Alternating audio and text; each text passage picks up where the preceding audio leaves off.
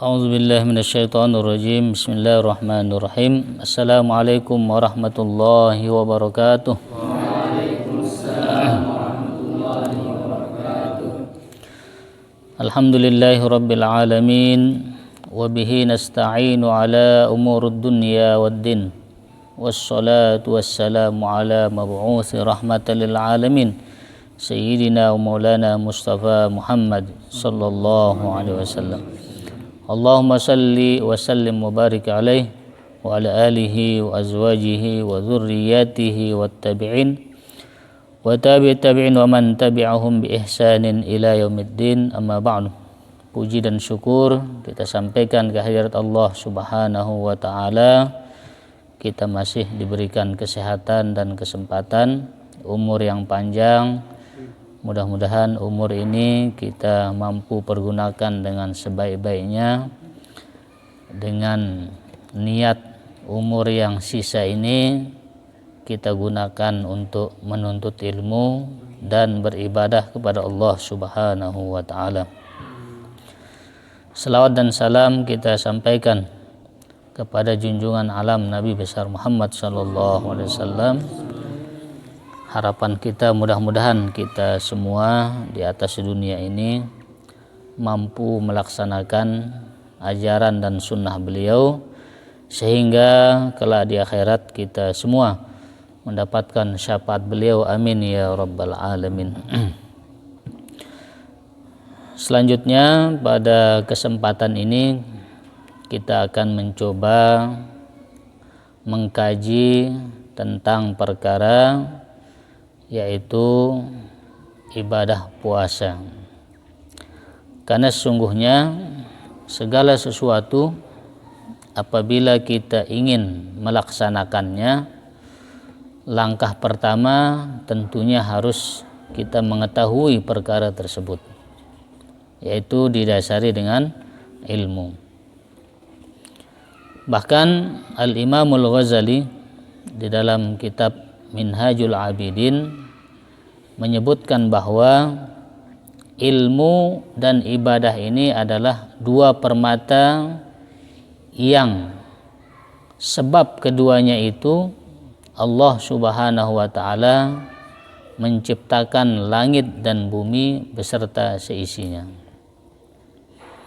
Karena bagaimanapun tujuan utama kita diciptakan oleh Allah Subhanahu wa ta'ala adalah untuk beribadah kepada Allah Subhanahu wa ta'ala, sebagaimana dalam firman-Nya, A'udzu billahi minasyaitonir rajim. Bismillahirrahmanirrahim.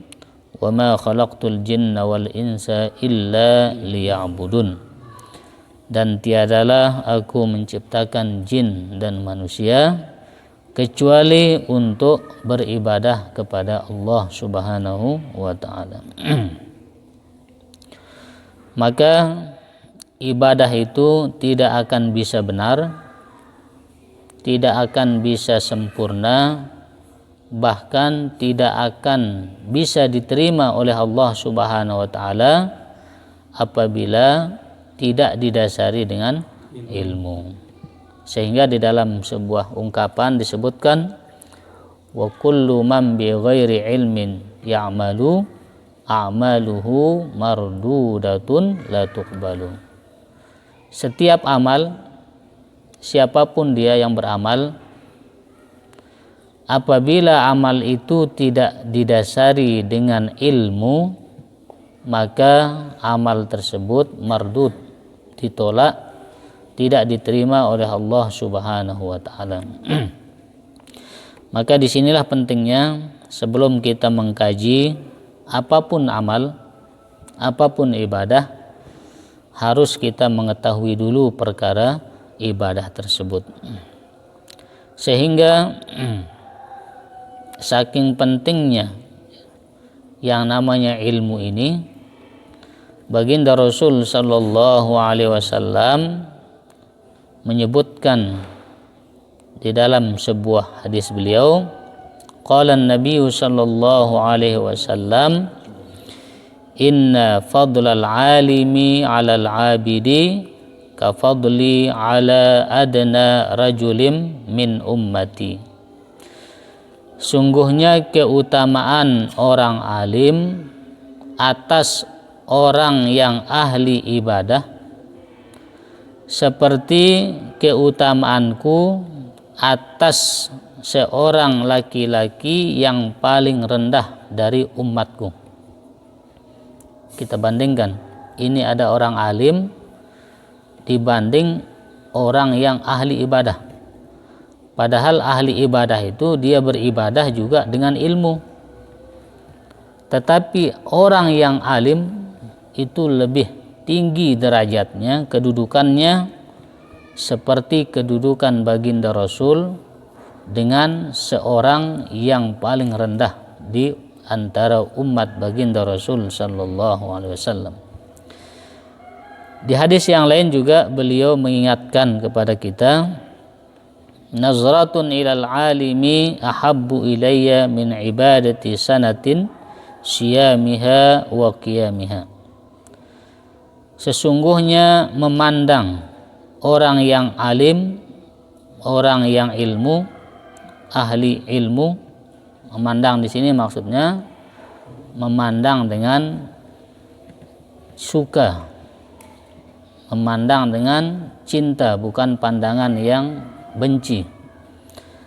Memandang orang yang berilmu, orang alim, lebih aku cintai, lebih aku sukai daripada beribadah 1 tahun.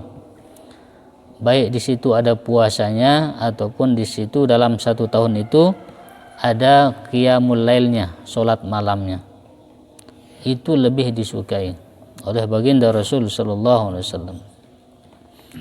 Bahkan di dalam hadis yang lain baginda Rasul sampaikan, qala sallallahu alaihi wasallam, ala adullukum ala asyrafi ahlil jannah, qalu bala ya Rasulullah, qal hum ulama'u ummati. Tidakkah kalian aku beritahukan atas satu perkara orang yang paling mulia di antara penduduk surga? Maka para sahabat menjawab, tentu ya Rasulullah. Maka baginda Rasul katakan, mereka adalah ulama dari umatku. Ini menunjukkan tentang bagaimana pentingnya ilmu itu di dalam agama kita. Bahkan di dalam hadis yang lain juga baginda Rasul sebutkan, al ilmu imamul amal wal amalu tabi'uhu. Sesungguhnya ilmu itu adalah imamnya amal, imamnya ibadah. Sedangkan amal itu adalah makmum. Jadi sebelum kita berbuat, artinya mulakan dulu dengan ilmu. Termasuk perkara ibadah puasa yang sebentar lagi kita lakukan ini, sebelum kita mengerjakannya, maka tentu mempunyai kewajiban kita untuk mengetahui dulu tentang hakikat puasa itu, bagaimana syaratnya, wajib melaksanakan puasa, apa saja rukunnya, kemudian apa saja yang makruh, begitu juga yang paling penting apa saja yang membatalkan puasa. Ini wajib kita ketahui sebelum kita melaksanakan puasa tersebut.